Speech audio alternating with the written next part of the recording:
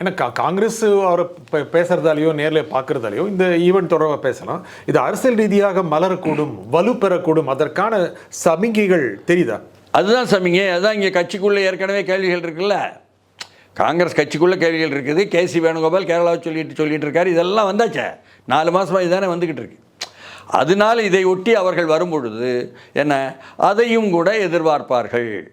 ஏன்னா அப்படி உள்ள மாற்றத்தை இதுவரை நாம் பார்த்து கொண்டிருந்தது என்னென்னா, ராகுல் காந்தி இன்னும் 3 வருஷம் மோடியை பார்லிமெண்ட்டில் ஃபேஸ் பண்ணணுமே, அப்படியானா 40 எம்பி நமக்கு வேணும், அதனால் திமுகவின் எம்பி வேணும் என்று சொல்வதும், மோடி நிதிஷ்குமாருக்கும் சந்திரபாபு நாயுடுமே நம்பிட்டு இருக்க முடியுமா? நாம் மைனாரிட்டி கவர்மெண்ட்டாக இருக்கோம், அதனால் அவங்கள யாராவது காலை உருவிட்டாங்கன்னா என்ன பண்ண, இடி ரைடு அது இதுன்னு சொல்லி போட்டு பயந்து போயிருக்காங்க திமுக. அதனால் எங்களுக்கு நெருக்கடி வந்தால் நீங்கள் என்ன செய்வீங்க, உங்களுடைய 20 எம்பிக்கள் என்பதனுடைய என்ன முட்டு கொடுப்பீங்களா என்பதிலையும் என்ன அவர் நம்பிக்கையோடு இருக்கார். இப்படியாக முக்கோணம் மாதிரிங்க இது.